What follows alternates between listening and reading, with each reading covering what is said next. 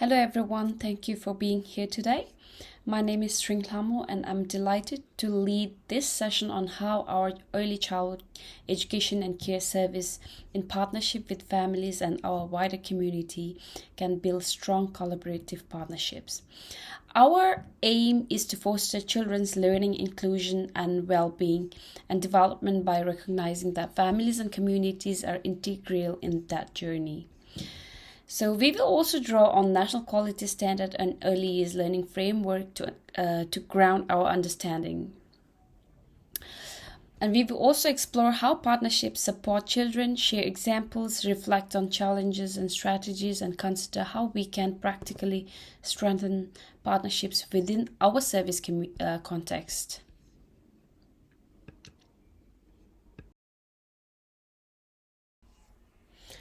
So on this slide, I will mainly take you through what I will be presenting throughout this session. So I have the presentation outline here. Firstly, introduction. I have already introduced the topic and introduced myself. So second thing, I will be talking about what is collaborative partnerships and why it is important, and how partnerships supports children's learning, inclusion and development, alignment with early years learning framework principles and practices, connection to national quality standards, barriers and challenges, and how to address them, strategies and practices to build, sustain effective partnerships, and examples of community partnerships, practical steps for the services, and lastly, summary and key takeaways. So what is collaborative partnership? The word partnership suggests an equal, respectful, two-way relationship. In the early childhood education and care context, it means families, educators, community members, and other professionals working together with shared responsibility, mutual respect, and trust to support children's learning, identity, inclusion, and well-being. So some of the key characteristics of collaborative partnerships include mutual trust and respect. So each party's perspective and knowledge are valued. So open two-way communication. So educators just not update from the service to family. Shared decision makings, like family contributes to planning, curriculum, and what they want their child to achieve, like goals. So responsiveness and flexibility, understanding families' needs, schedule, context is very important. A long-term commitment, cultural safety and inclusivity, recognizing diverse family structures, languages, and tradition. So the next one says why strong partnership matters. So research and policies shows that children learn and develop best when families and educators building warm, respectful and genuine partnerships. When families and services work together, children feel secure and experience consistent care and learning between home and their early learning settings. So as Lady Gower explains, when educators and families share ideas and work as a team, children are more likely to reach their full potential. So recent studies shows that childhood services rated highly under the national quality standard often have strong, trusting relationships with families, welcoming environments, and shared values. So these partnerships are not just words in policies, and they are lived every day throughout open communication and mutual respect. The early years learning framework 2, like version 2, highlights the importance of building partnerships that are ethical, inclusive, and culturally safe. It reminds us that working with family is not just about involving parents, but about forming genuine, ongoing collaborations that support every child's learning, belonging, and well-being. So on this slide, I will be talking about how partnerships supports children's learning, inclusion, and development. So let me highlight how collaborative partnerships tie into the early years learning framework, learning outcomes, and how in practice they support children. So outcome 1 says children have strong sense of identity. So when families and educators share stories, cultural practices, and home language, children see their identity reflected in the program, boosting their belonging. An outcome two, children are connected with and contribute to their world. Through community partnerships, example, visits from elders or any local cultural groups, children build connections beyond the immediate settings. And outcome three talks about children have a strong sense of well-being. So consistency between home and service in routines supports an understanding of emotional regulation fosters security. And outcome four talks about children are confident and involved learners. So when families' insights inform planning, example, a child's interests or any home experiences where child is more likely to enjoy the experience, educators can scaffold more meaningful learning. So outcome 5 talks about children are effective communicators. Families support communication development, especially where multilingual or literacy practices at home extend into their service program. So let's look into the practice. So if a child who speaks another language at home might teach their friends a few words or songs from their culture.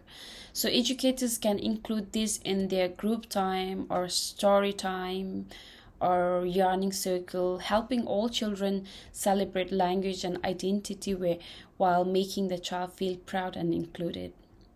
A child who sees a speech therapist outside the service can have their learning supported through teamwork. A family therapist and educator share strategies like using picture cards or key phrases so the child gets consistent support both at home and in care. A partnership with a local library can lead to fun family reading nights where families come together to read stories, borrow books, and connect. This not only builds children's love of reading but also strengthens communities' relationships. When families, educators, and communities work together like this, children feel safe, respected, supported in every part of their world. So, the next topic we will be looking at is alignment with early years learning framework principles and practices. So the first one, principle, partnerships. So early years learning framework version 2 positions partnerships as a core principle, emphasizing working with diverse families, creating culturally safe environments, and strengthening relationships with children, families, professionals, and school communities. So other principles that support partnerships. The first one is respect for diversity. Educators value and include each family's culture, language, and tradition in everyday learning. For example, if a child's family celebrates Lunar New Year, educators might invite the family to share stories, food, or decorations, helping all children learn about different cultures and feel safe and feel a sense of belonging. So secure, respectful, and reciprocal relationships. So it talks about building trust takes time and genuine care. Educators listen to families' ideas and concerns, not just during drop-off or pick-up time, but through ongoing conversations. For instance, an educator might regularly chat with a parent about their child's new interests, creating a stronger bond and shared understanding of the child's learning. So the third one is collaborative leadership and teamwork. Strong partnerships begin with educators working well together. When educators share the same goals and communicate openly, families receive consistent messages. So let's look into the practices, the alignment with early years learning framework practices. So the first one says seeing the whole child in context. Children don't exist in isolation. They are part of family, community, and culture.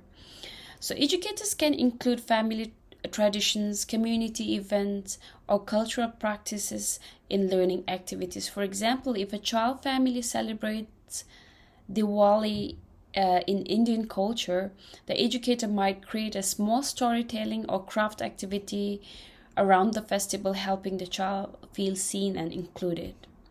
And the second one talks about intentional and responsive teaching through play. So educators plan activities thoughtfully while also following the child's lead. They use insights from families to support learning. For instance, if a child loves gardening at home, the educators might introduce a planting activity at preschool, asking the family for tips or favorite plants, scaffolding the child's curiosity and skills. And the next one talks about cultural responsiveness and reflection. So educators reflect on their own assumptions and bases and making space for family voices. For example, an educator might ask a family to share songs or stories in their home language, reflecting on how to incorporate this respectfully in the daily routines. So the next one talks about everyday embedded interactions. So partnerships happen at all time, not just at meetings. A quick chat, a drop-off, a message on a service app about child's favorite activity, or a new settler with photos from the week. All these moments strengthen the connection between home and preschool. So we will also look through connections of National Quality Standard, Quality Area 6 and beyond. Under the National Quality Standard, Quality Area 6 collaborative partnerships with families and communities focuses on the importance of working closely with families and community. So Standard 6.1 says supportive relationships with families. This is about making families feel welcomed, respected, and included. For example, families are encouraged to get involved right from enrollment. So partners' views, cultures, and beliefs are valued, and families help make decisions about their children's learning. So family can also access helpful community resources. So Standard 6.2 talks about collaborative partnerships again. So this looks at how services connect with families and the wider community. For example, supporting children through transitions and providing continuity. Making sure every child can join in, feel included, and participate fully. So building connections with local community groups and services. Partnerships also link closely with other quality areas. The Quality Area 1 educational program and practice. Programs should be flexible, responsive, and extended from children's interests using input from families. And Quality Area 5 talks about relationships with children, like strong educator-child relationships are built by understanding each child, often with insights from their family. And Quality Area 7 talks about governance and leadership. Leadership and policies should actively support family partnerships through resources, guidance, and professional learning. So on this slide, we will talk about barriers and challenges. So strong partnerships are not easy to build or sustain. Some common challenges include time constraints. Educators and families often feel too busy to engage deeply. And secondly, it talks about trust and power imbalances. So families may feel judged or marginalized, particularly those from diverse or disadvantaged backgrounds. So third one talks about language and cultural barriers. So for example, non-English speaking families or culturally diverse families may struggle to engage in conventional formats. And the fourth one talks about inconsistent communication. If the partnership is superficial, example parent night but no real input, families may disengage. And the next one talks about divergent expectations or values. It means like differences in beliefs about child rearing, discipline, educational goals, and etc. So, lack of capacity or training in educators. Some educators feel unprepared for family partnership work or engaging in critical reflection. So, the last one talks about sustainability issues. Parents may fade if no system is in place to maintain them. The Mason study argues that one reason many services struggle is lack of clarity about how to operationalize partnerships. The mechanisms of partnerships are often left implicit, leading to inconsistent practices. To address these challenges and services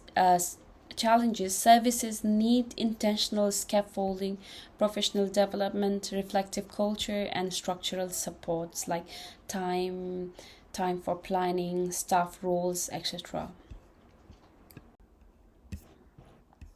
So, strategies and practices for building and sustaining partnerships that are mentioned on the slide are evidence-based strategies and practical ideas.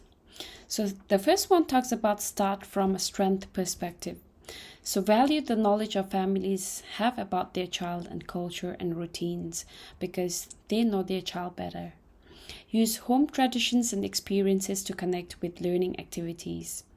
So, second one talks about warm welcome and easy communication. Host casual welcome events for new families. Provide information into different languages or formats if needed. And also make drop-off and pick-up chats meaningful, not just practical. It also talks about flexible ways to engage. Offer in-person, online, or off-site involvement. Provide flexible times like evenings or weekends. Use service like this is very interesting, like use surveys, suggestion boxes, or family-led events to hit their ideas. And the next one talks about shared planning. Invite families to meetings or curriculum discussions. This is very, very important. Co-create learning goals and reflect together through journals or learning stories. Two-way communication. Share updates through apps, newsletters, photos, or daily chats. Talk about strengths and challenges, not just success. Schedule check-ins or family educators conferences. And cultural safety and responsiveness. Reflect on your own assumptions, like use interpreters or multilingual staff when needed. Respect and include family rituals, traditions, and histories. Community connections. Link families to local services and support. Invite community experts like artists or elders into the service. Join community events, workshops together. And the next one talks about smooth transition. Some children are very emotional while transiting to next level or like next class or next school. So plan transitions with families, including starting care or moving rooms. Share children portfolios and insights with the next teacher or schools. And the next one talks about reflect and improve. Ask for feedback regularly. Review with staff what's working and what could improve. Let families know about their feedback shaped changes. So make it part of the service. Include partnership in policies and philosophy. Allocate staff roles and time for family engagement. So leaders model partnerships and support training and resources.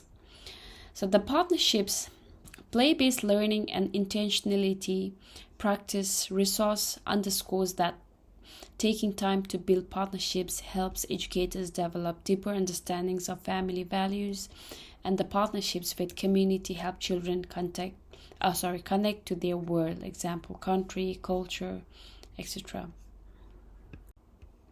So here are some of the examples of community partnerships and how they enhance outcomes. The first one here is library visit. A local library comes once a month for fun, interactive reading sessions and lends book in children's home languages. Families can join excursion too. This helps children enjoy reading, connect with community resource, and get ready for school. The second one talks about health support. A local speech pathologists visit the service for free drop-in sessions and work with educators. For example, a child with a speech delay benefits from strategies used both at home and in care. And the third one talks about cultural elders and community leaders. So indigenous elders or cultural leaders share stories, art, and language with children. This helps children understand their identity, feel culturally safe, and connect with community. School transition. The service works closely with the local primary school. Children do joint projects, families attend orientation sessions, and teachers share information. This makes moving to school smoother and less stressful. Community garden or environment projects. Families, children, and local volunteers plant and care for garden, compost, and explore sustainability. This teaches environmental care and builds connections with the community. Practical steps for the service. Here's a sample roadmap for implementation. Look at what's already happening. Take a closer look at how families are currently involved, what's working well, what could improve. Use surveys, workshops, or team discussions. Understand your families, like languages, strengths, routines, and any barriers to participation. So pick a couple of small priorities. Start with one or two simple changes, like hosting informal meet the family morning, or trying to co-planning meetings. Consider having a staff member act as a family liaison to support connections. Create helpful tools and processes. Make family input sheets, reflection journals, or a simple partnership policy. Include partnership ideas or regular planning cycles. So support and train educators. So provide professional learning on cultural safety, reflective practices, and communication skills. Give time for educators to plan together and reflect on family engagement. Reaching out to the community. Connect with local organizations like libraries, health services, or cultural groups. Invite them to visit or co-host events. Build two-way partnerships. Offer your space for community events and let them contribute workshops or activities. So the next one is try, review, and improve. Test a few strategies, gather families' feedback, and reflect on what worked. Share results with families so they know their input makes a difference. Make it a part of everyday practice. Include family, partnerships, excursion, expectations in policies, staff induction, and performance goals. Ensure leaders support ongoing engagement and provide the resources needed to sustain it. So lastly, I would like to give key takeaways of strong collaborative partnerships. So strong collaborative partnerships are central to quality early childhood education and care, not optional, particularly under the National Quality Standard Quality Area 6. The Early Years Learning Framework version 2 strengthens the principle of partnerships, demanding culturally safe, ethical, diverse, and reciprocal relationships.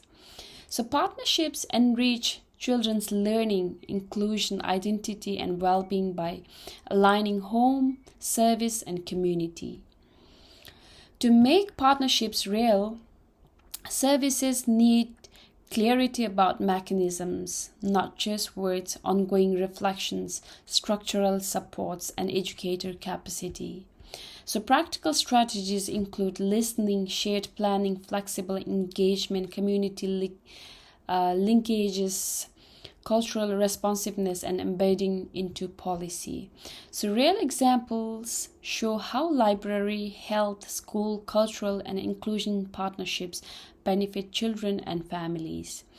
So I invite all of you, families, community partners, educators, to think of yourself as joint contributors to children's learning stories. Children thrive when their world, home, service, community works together. Thank you for your time. I welcome your questions, reflections, and ideas about how our service can deepen partnerships in a meaningful way. Thank you so much.